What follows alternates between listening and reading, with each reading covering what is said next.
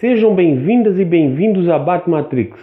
Meu nome é Leonardo e nesse vídeo eu vou dar a minha opinião e fazer uma análise do filme Batman Begins, de 2005, o primeiro filme da trilogia de Christopher Nolan, após a abertura.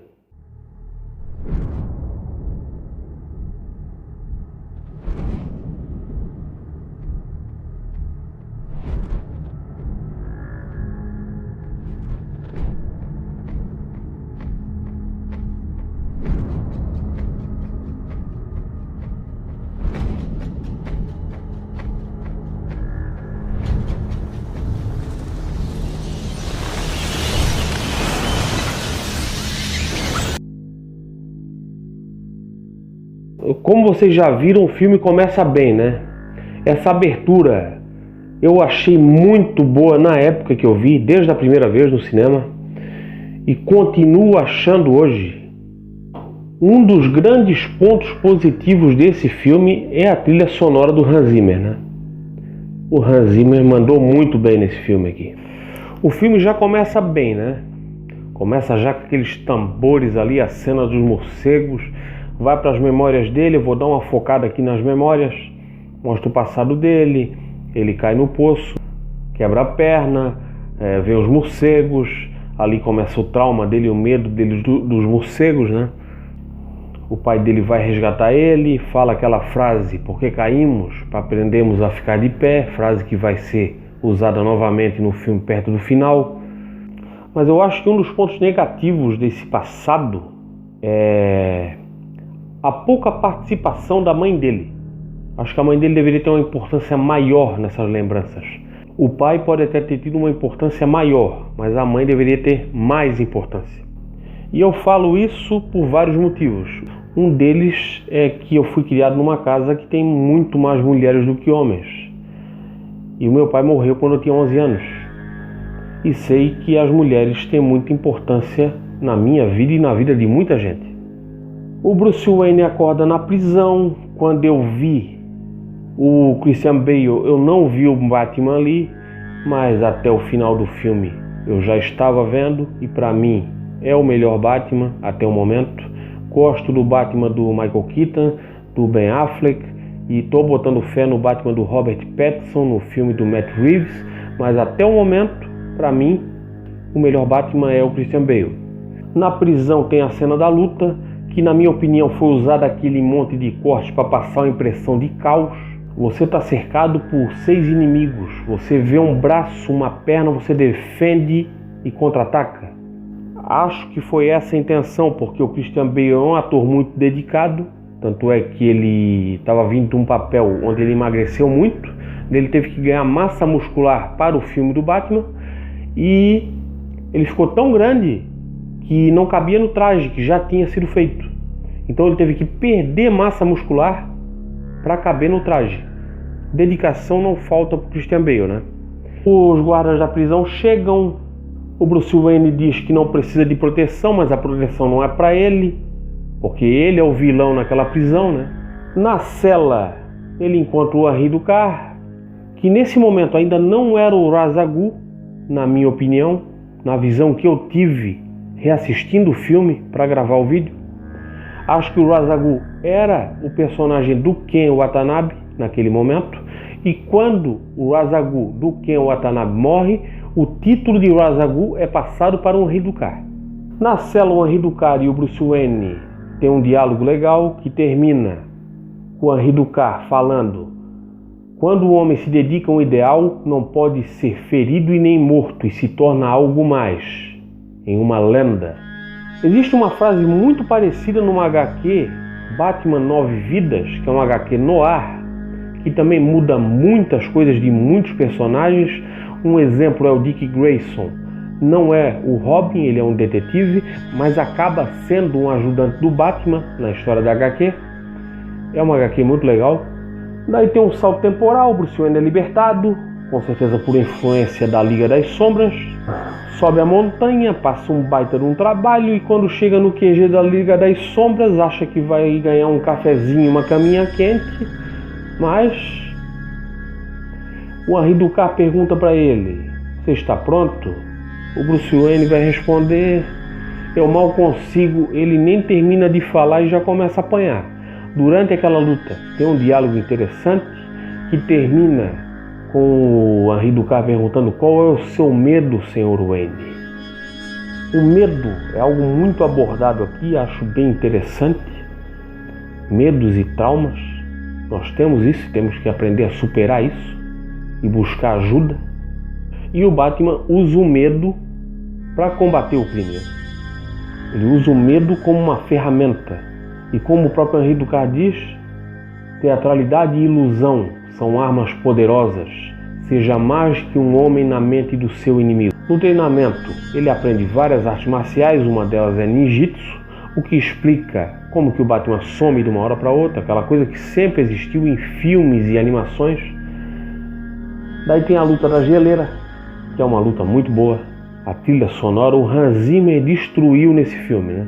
E a luta termina: você não ficou atento ao que cerca você. Frase que também vai ser repetida mais algumas vezes durante esse filme.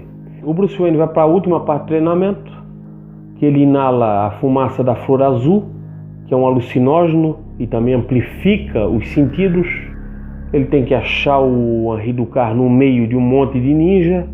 Daí ele vai lá, abre uma caixa com morcegos para enfrentar o medo dele, passa nesse teste e vai para o final, que era para matar o prisioneiro. Daí ele fica sabendo que o objetivo da Liga das Sombras era destruir Gotham e que ele era só uma ferramenta disso, pelo menos no início. Mas daí ele se mostrou um guerreiro muito habilidoso. O Henri Ducard começou a ter uma ligação com ele e queria ele ao seu lado nessa missão de destruir Gotham. O Bruce Wayne se recusa tanto a seguir do lado da Liga das Sombras quanto matar o prisioneiro. A questão do prisioneiro, ele não mata diretamente, mas provavelmente matou indiretamente, porque ele jogou um braseiro na pólvora, que eu acho que deveria ser mais bem armazenada, né, seu Nolan? Daí depois tem a luta dele com o Ra's al Ghul do Ken Watanabe, que ficam só os dois. Naquele momento eu até entendo porque ninguém interferiu, o próprio Ra's al Ghul pediu para ninguém interferir. Mas daí vem aquela conveniência de roteiro, que cai uma tora e mata o Ra's al Ghul.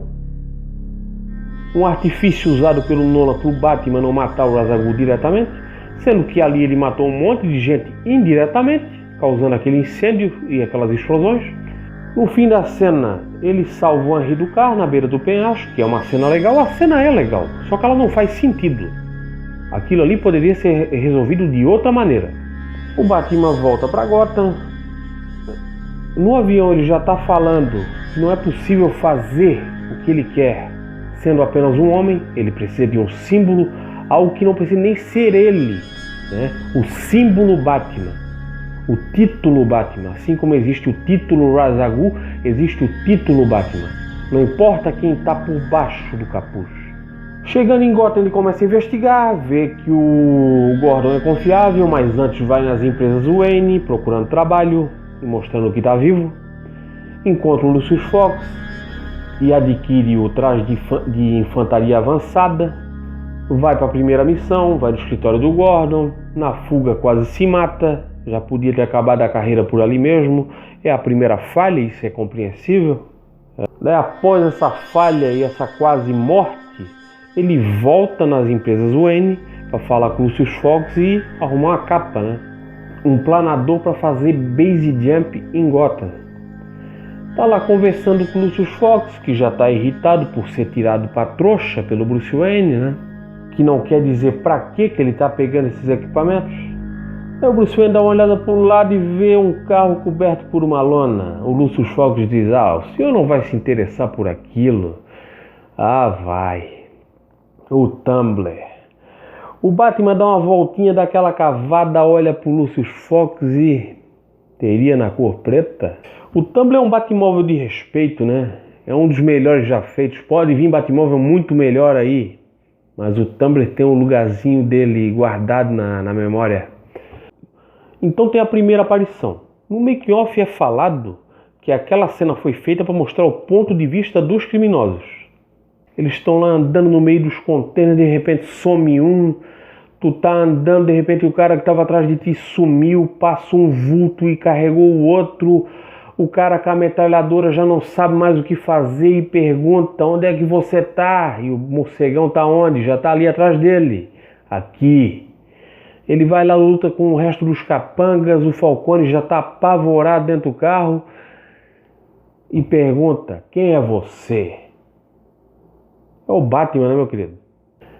Daí a polícia chega, tá os capangas presos e o Falcone tá lá, acorrentado e formando meio que o símbolo de um morcego. Daí eu penso, o Batman tem tempo para ficar fazendo arte de rua, né? Ele fez nesse filme e faz no terceiro também, né? Com fogo. São cenas legais, são cenas interessantes, mas tem tempo, né? Ficar fazendo arte de rua, o Batman virou artista de rua no filme do Nolan. Nada contra. É legal, mas vamos continuar. O Batman visitou o Gordon, querendo saber mais sobre os ursos e os coelhos, as drogas, para onde elas iam, né? O Gordon fala do Flash, diz que o Flash não vai falar, e o Batman diz: vai falar para mim, e a câmera fica nele. Isso é uma coisa que é feita várias vezes durante o filme. O Gordon continua falando e a câmera continua lá. Vai falar para ele. Vai, tu bota fé, vai falar. Tá lá o Flash, roubou o falafel do vendedor e ainda roubou dinheiro. Tá andando de boa no beco, de repente é puxado pra cima, dá de cara com um maluco vestido de morcego. Cara, na hora que ele fala, jure pra mim, o Flash entregava tudo ali. É porque naquele momento o foco do Batman era só saber pra onde iam as drogas. O Batman descobre e vai pro esconderijo do espantalho, o Cillian Murphy, que é um ótimo ator e fez teste pra fazer o papel de Batman. Eu não vi um Batman ali. Eu, quando fiquei sabendo disso, olhei, não. Mas a carreira do Cillian Murphy mostra que poderia ser um bom Batman. Eu estou acreditando no Batman do Robert Pattinson. Eu acreditei quando fiquei sabendo no Batman do Ben Affleck. Eu sou um otimista. O espantalho bota fogo nele, o Batman se joga, é a segunda vez que ele falha. O Alfred vai resgatar ele, fica 2 dias de cama, quando acorda é o dia do aniversário, ele encontra a Rachel está indo para o asilo Arkham, o Batman já fica preocupado e vai atrás. O espantalho drogou a Rachel, de repente as luzes apagam e está lá o morcegão, e o espantalho já fala: chama a polícia porque nós não vamos dar conta. Os capangas já começam a ficar desesperados, já começam a perguntar um pro outro: ele voa? É verdade que ele pode voar? É aquela coisa da lenda: seja mais do que um homem na mente do seu inimigo. E a cena é legal, ele vem, cata os caras e já leva pra cima. É uma cena legal e termina com o espantalho tentando atacar ele. Ele pega e lança a toxina do medo no espantalho. E o espantalho começa a ver aquele monstro, né? Só que o espantalho criou um gatilho mental. Quando o nome dele foi falado, Crane, ele meio que parava de falar. O Batman pega a Rachel, vai pro último andar. A polícia estava esperando pela SWAT, porque é o Batman e tem que esperar pela SWAT mesmo. E eu acho que, e sinceramente, a SWAT deveria chamar apoio também. E daí tem a cena dos morcegos, né? No mundo real aquilo ali não faz sentido nenhum, eu acho que não existe aquilo. Mas dentro da ficção eu entendo. E foi tirada completamente da HQ Batman 1, né? A cena dos morcegos. E é outra coisa que aumenta a lenda do Batman, né? Quem é esse cara? É um vampiro? Ele controla morcegos? Daí ele salta lá de cima, o Gordon já tá levando a Rachel. E aquela cena é feita mesmo com dublê. Chega lá embaixo, o Gordon diz que vai pegar o carro dele e o morcegão fala: não, eu trouxe o meu, não se preocupa não. Aí vem o Tumblr, né, para aquela sequência que começa mal para mim. Não precisava passar por cima daquela viatura, poderia ter matado os policiais, assim como poderia ter matado outros policiais durante a perseguição. Só que eu até entendo isso, porque aquilo ali era uma construção do que seria o Batman e colocou muitas vidas em perigo nessa fuga. Daí tem a cena legal, né? Começa a trilha sonora, helicóptero, viatura vindo atrás, ele sobe no estacionamento, os caras acham que prenderam ele. Não prenderam não. Ele começa a pular de prédio em prédio, já tem um policial lá que fala: quem é esse cara? E tem uma hora que aquela cena, essa foi a cena que me fez ir ver o filme. Tem uma hora que ele dá uma cavada na beirada do prédio, assim mesmo, que ainda junta com a trilha sonora. Tan, tan. Eia! Mas daí tem outro ponto fraco, que é o telhado. Pra que telhado? Ia quebrar aquele telhado, não ia dar pra saltar pro viaduto, podia ser outro prédio. Continua a cena, tem lá um monte de capotagem, a cena é legal. Outro ponto negativo, na minha opinião, é aquele negócio do modo furtivo. Aquilo ali pra mim não fez sentido. Tá, mas o Batman despista os policiais, chega na Batcaverna, dá o antídoto pra Rachel, leva um esporro, e com toda a razão do Alfred, que diz: você está se perdendo dentro desse monstro. O Sr. Wayne se arruma, vai pra festa e logo reaparece o Ra's al Ghul. Eu não gosto quando o personagem é colocado nas mãos do inimigo e precisa de conveniência de roteiro para ser tirado dessa situação. Daí o Alfred salva ele. Na hora que eles estão descendo no elevador, o Batman está quebrado e o Alfred diz a frase que o pai do Bruce Wayne dizia: por que caímos? Para aprendermos a ficar de pé. O Ra's al Ghul está botando terror em Gotham. E como ele mesmo diz, é hora de espalhar a palavra, e a palavra é pânico. Soltou os criminosos do Asilo Arkham, tá todo mundo louco lá naquela cidade. Novamente, eu acho que a polícia de Gotham tem que rever essas estratégias de mandar todo mundo pro lugar e ficar sem reforço nenhum, né, que é usado nesse filme no terceiro. Né, seu Nolan? Daí tá lá o comissário falando com o Gordon. Não temos mais ninguém para enviar. Aparece lá na Batcaverna, o Batman tá se preparando, né? E já vem aquela trilha sonora. Ô Hans Zimmer, te adoro. O Batman vai colocando o traje, colocando os aparatos no cinto de utilidades. Na hora que ele sai com o Batmóvel daquela caverna, eu vejo um animal pulando da toca. Para mim, eu vejo aquela cena, o carro tem uma personalidade. É um animal, é um leão, uma pantera, uma onça pulando da toca, um bicho brabo. Mas daí tem aquela conveniência, aquele clichêzão que tá lá o comissário falando com o Gordon: não temos mais ninguém para enviar, e aparece o Batmóvel, ele salta. Se o Gordon tá 3 metros pro lado, atropelava o Gordon. Como o Batman encontrou o Gordon e a Rachel no meio daquela bagunça, isso aí eu vou vir com um exemplo. Na animação, tinha uma animação do Batman e uma animação do Super-Homem. Primeiro veio a animação do Batman, né? Após o filme de 89. E tem muita coisa inspirada no filme de 89, naquela animação. Tá lá o Super-Homem em Metrópolis, o Coringa foi para Metrópolis. E o Super-Homem tá procurando por ele. Só que o Batman também foi atrás.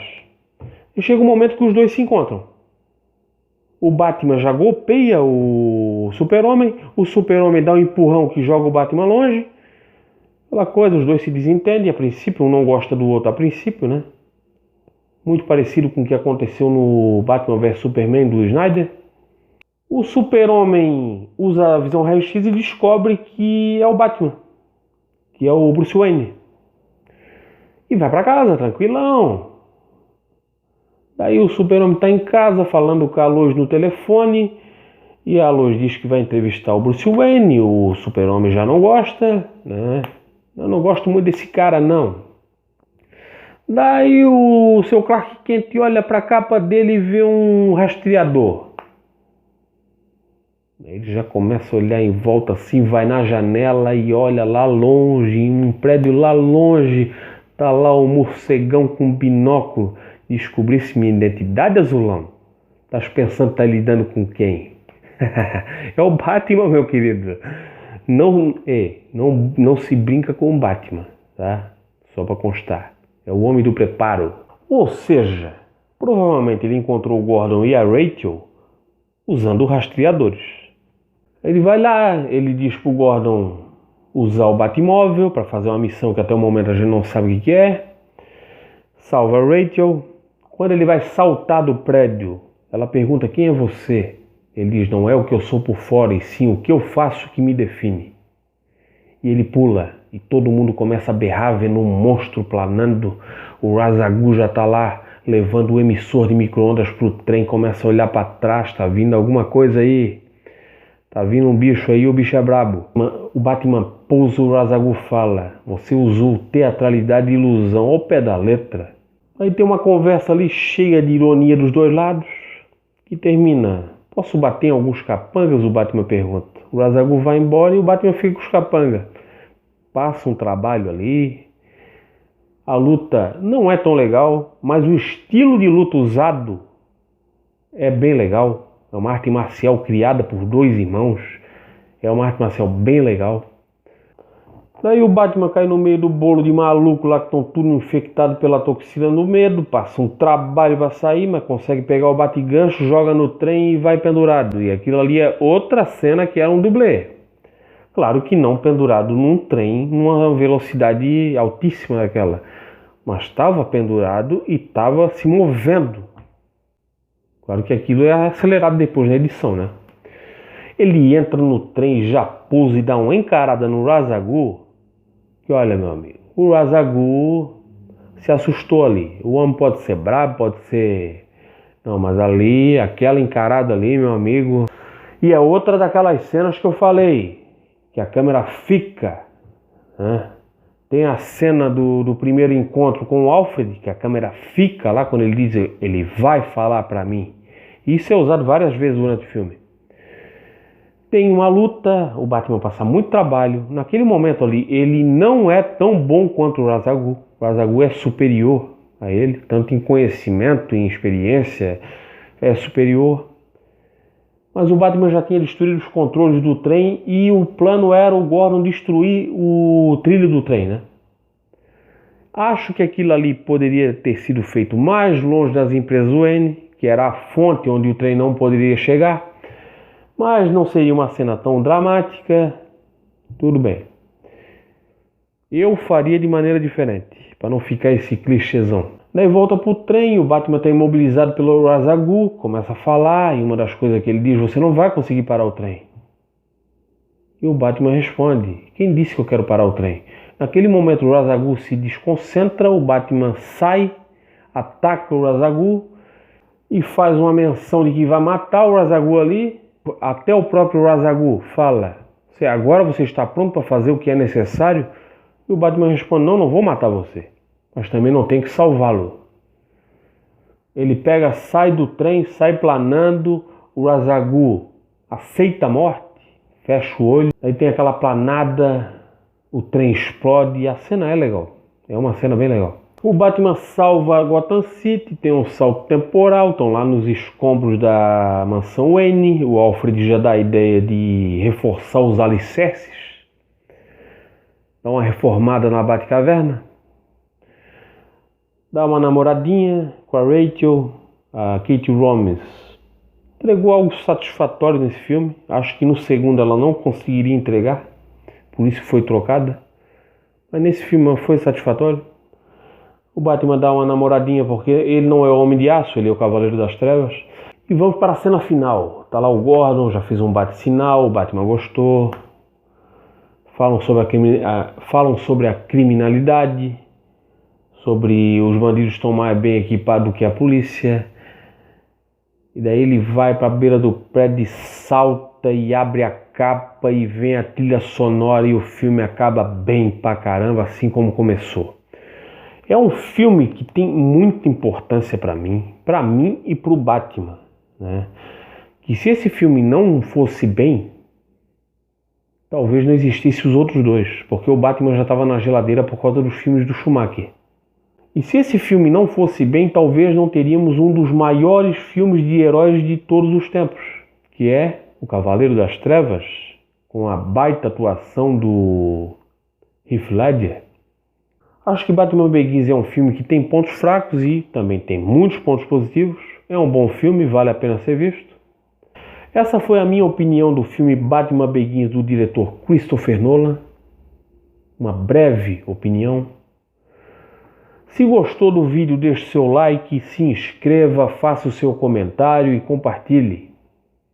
Obrigado pela atenção e até o próximo vídeo. Valeu!